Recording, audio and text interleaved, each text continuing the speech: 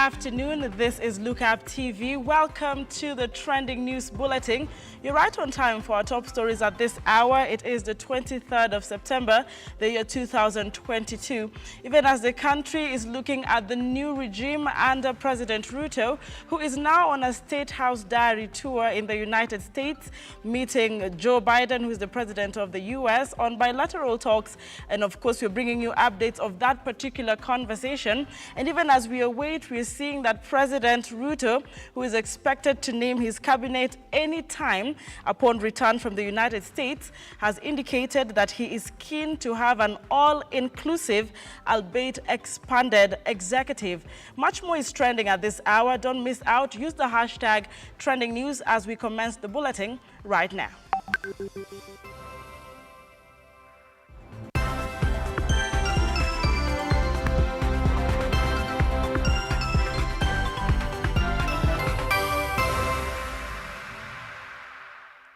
Well, it's exactly 4 p.m. My name is Ankey Dorice. But we start with matters of governance, and President William Ruto on Thursday held bilateral talks with the United States of America President Joe Biden in New York City and discussed how to foster peace and development in the whole of the African region.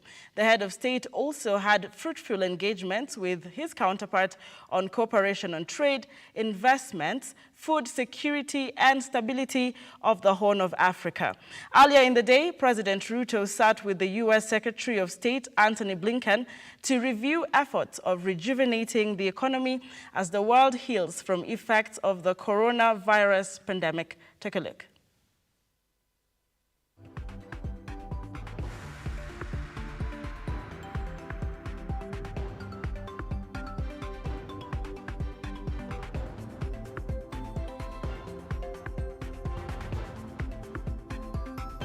Right now, also trending, following the pronouncement of CDF as illegal by Chief Justice Martha Koome, a section of residents in Kilifi North constituency now want assurance from the county government that bursaries will be availed to them, as it is their only source of hope. Watoto wangu walikuwa nimeshindwa kabisa kusomesa watoto, hata nikafanya kusaidika na hiyo CDF. Kwa hivyo kama hamutaki hizo shule zijengwe, hamutaki maendeleo huku, basi mtakuwa mnaoa watu wazazi wengi, kwa sababu kuna wazazi wengi hawana uwezo na hawana mabwana, na watoto ni hawa walikuwa wako shule, hasina pesa za kulipa, na watoto wanazalia hapo nyumbani kwa sababu sina uwezo wa kusomesa hao watoto. Na kiwa hamtaki hiyo CDF, basi mumeniua hata mimi mwenyewe, manake sina mahali kwa kwenda na sina tegemeo lolote. Wanatoa hii nani CDF, basi watakuwa wanakoroga watu, watoto wataendelea kuwa waizi, watatumia mihadarati watatumia hovyo, alafu mwisho wa siku watashikwa wawekwe ndani. Kati ya manufaa ya CDF ambayo imeleta CDF katika Kilifi County, kumekuwa na asilimia nyingi sana ya mimba za mapema. Kwa hivyo kumeweza kuwa na 80% transition, wasichana wetu wameweza kwenda shule kwa sababu majengo ya shule yameweza kujengwa na basari zimeweza kutolewa. Wazazi wameweza mimi nikiwa hapa kama one of the beneficiaries wa hiyo CDF, ningependa kushtumu vikali na kuambia Judge Martha Koome kwa haraka na kwa upesi zaidi aweze kuomba msamaha wazazi na vijana wa Kenya ambao wameweza kufaidika na CDF, kwa sababu matamshi aliyotoa ni matamshi ambayo yalikuwa hayajali mwananchi wa chini. Na kama ni shule nazo hazitajengwa, tutafanya nini? Tutashiki vipi? Na sisi wenyewe hatuna la kufanya ni nini? Ni basari, mtoto amemaliza tupate basari, tuendelee na watoto wetu wasome. Well, there you have it, the voice of Kenyans on that particular, verdict by Martha Koome, who's the CJ currently on the CDF developments. Let me know what your thoughts are as well. We're live on Facebook. Use the hashtag Trending News. What are your thoughts on the CDF developments? We cross over to Kilifi County. And stakeholders in Kilifi County have now established a mental health center that aims at helping men who are undergoing depression and mental health-related issues. The platform will involve counselors from different community-based organizations, such as Haki Yetu, who will provide counseling for men on both family and work-related issues. Haki Yetu organization coordinator Warda Zige has urged men in the county to open up and join the program, as they have been suffering in silence from the stereotype that men who open up portray weakness.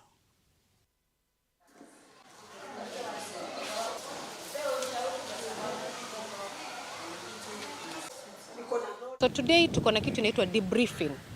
Debriefing is like counseling but not counseling, where it's a safe space, ni mahali huru. Watu wanakuja wanaelezea zile frustrations zao zote za kikazi zenye wanazipitia. Alafu kwa kupitia mwongozo wa counselor anaitoa nasaha, wanaelezewa ni jinsi gani ya kumiliki hizo changamoto zao za kikazi ili wasiweze kuzipeleka nyumbani. So, hasa katika hii gender ya wanaume, utaona hata visa venye vinaripotiwa kwa ma-TV na maredio. Sana sana ni wanaume wamejitoa vitanzi ama wameua familia yao. Kwa sababu unajua maumbile ya mwanaume unaambiwa kazana, koma, usiongee. Ukiongea unaonesha weakness. So ndo unaona wao wanajifinyilia, hawana a safe space ama an alternative place where they can just pour out what they are going through. Kile kitu ambayo ningetoa haswa mwanzo kwa wanaume, sisi wanawake kushare ni rahisi. Unapata uko na sitoeta ni stress ama stress unashare na mwenzako. Lakini mwanaume kushare na mwenzake inakuwa ni ngumu sana. Anaona kama ambaye amejiteremsha hadi. Ipo haja sisi akina baba tusivunjike moyo kwamba mbona hivi leo iko hivi. Tujikimu na tuseme siku moja ile hali itarudi kama ilivyokuwa. We have our mobilizers, we have our champions kule. Na hao ndio kama macho yetu. So wanapokuwa kule chini na wanaona watu wenye wako na hali kama hizi, hali za kuwa wamepata msongo wa mawazo, na iwapo halitaangaziwa kwa wakati, wanaweza kupoteza maisha yake ama maafa mabaya yanaweza tokea. So kupitia wao tuna create referral pathways. Wanaweza wanatu link na sisi tunawalink na counselor na wanaweza kupata hiyo nasaha. Well, quite an exemplary initiative. Men, it is time to come out and speak. That is as far as gender issues are concerned. We have developments on children's protection, and children officers in Machakos County are seeking answers as to why the number of reported abandoned children has increased immensely. Machakos Sub-County Children's Officer Emily Kimanzi stated that in a span of 3 weeks, 10 children had been reported after being left unattended by their parents. Kimanzi emphasized that hard economic times could be contributing to young mothers forsaking their children. The abandoned children have been placed, or rather taken, to the Machakos Rescue Center, as some of their mothers now await to be arraigned in court next week. You carry your mattress, you carry your sufuria, you carry your bed, and then you leave a 6-week-old baby with her clinic card. I mean, what do you mean?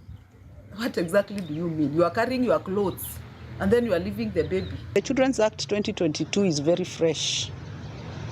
So what I would urge all of us is to enforce it, because it is very good. It is so good. Children should be safe. So every player around the child protection system, let them do their part. Beginning from the parents, the chief, the family, the police, the judiciary. Because if we do that, all of us, the children will be very safe. Among other trending issues, Kakamega Water and Sanitation Company has rolled out the registration of private plumbers in an attempt to reduce illegal water connections in the region. The county's water management is also investing heavily in upgrading the water supply system to improve efficiency. Take a look. Have that anymore. That is why last time nilisema the same. We are embarked on a process of registering private plumbers in our towns, especially Mumias and Kakamega. This one actually is entailed to ensure that these private plumbers, you know, they are the ones that are making connection for most of our customers. And when they make, we want to ensure that when you're like a customer engages a private plumber, he notes his number so that if we get an illegal connection, it can be able to. It's a certain plumber with this registration number. As we register the plumbers, we also organize for a sensitization meeting with them, a workshop, to tell them the essence of doing the right connections and not having the illegal connection. Actually, we find that it's only the registered plumbers that will be allowed to do connections. If you are not registered, you will not be allowed to make connection to the consumers. So it's also part of marketing them and giving them the certification. We are licensing the county government of Kakamega to put in a water policy the penalty for making an illegal connection without using a registered plumber. Actually, also going the same way like the Kenya Power. You know, like before Kenya Power gives a connection, it has to be certified by their technician. That is the way we are going, so that once we have done a connection, a water connection, a technician has to come and ascertain that it was done by a registered plumber. That is the initial stages. But once the acts are through, we know shall be having fines, penalties. Both will be for the consumer, where the connection has been made, and also the plumber who did the works. That is why last time in December, the same. All right, after that development on the conservation and management of resources, we cross over back to matters politics, and we are looking at Kisii County, where Philip Nyanumba has been elected as the Speaker of Kisii County Assembly. Nyanumba beat 14 contestants to emerge winner after garnering 47 votes out of a total of 68 votes.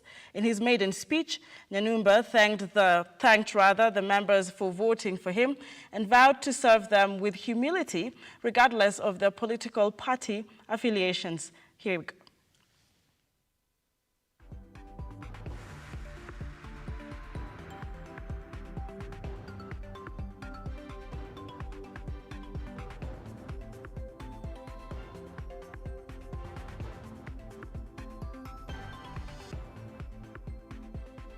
We'll now look at the matters health, and the Kiambu County government has launched the Vision Impact project, which aims at providing affordable eye health care to residents within the county.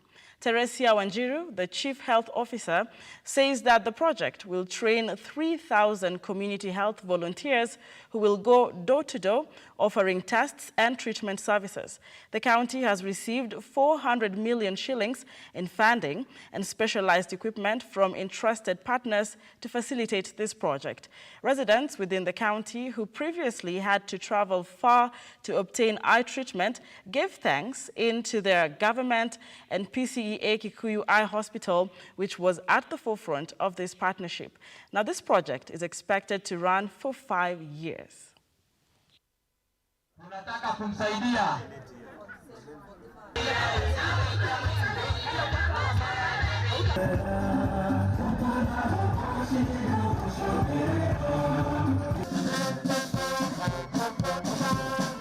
Naitwa Teresia Wanjiru Joroge, ama wengine wananijua Kariuki. Mimi ndiye nimesimamia afya ya mashinani ya Kiambu County. Katika huu mpango au community health volunteers wote watatumika, sababu tutaenda manyumba zote za Kiambu County. Tumewaza kuwa train na tumetrain karibu 100, lakini wote 3,000 watatrainiwa. Hii mpangilio au community health volunteers wanakuanga na manyumba yenye huwa wanaenda. Kwa hivyo wakikuja kwa nyumba na wametrainiwa, wataonyesha afya officers wetu wa afya, the public health officers and the community health assistant, wanawascreen kwa manyumba. After siku 4 tunakuwa na kitu tunaita outreach, kwenye madaktari wetu wanaangaliwa kama unahitaji miwani, kama unahitaji dawa, kama unataka further treatment, wanakuwa referred kwa level 4 ama level 5 hospital zetu. Kama hiyo shida ni zaidi, ndio tunawalifaa Kikuyu Eye Hospital. Malipo hii mpangilio yote hakuna kulipa, community wanasaidika, lakini progress for Kiambu County, and those are some of our top stories trending at this hour. I hope you're able to catch most of that. However, if you did miss the bulletin, we have been live on Facebook at Lookup TV, equally on Twitter, on YouTube, and on Instagram. Well, the bulletin comes to an end right here, right now, but I'll see you later on at 8 p.m. for more stories, even more in-depth analysis of each. But remember, we still have the attempts of the 13th Parliament to, some people say, coerce the Salaries and Remuneration Commission, SRC, to reinstate sitting allowances for plenary sessions hitting a snag. Much more coming in at 6:30 p.m. as well in Kiswahili, and see you, like I mentioned, at 8 p.m. for the bulletin at the top of the hour. My name is Ankey Dorice, but enjoy the rest of your viewing.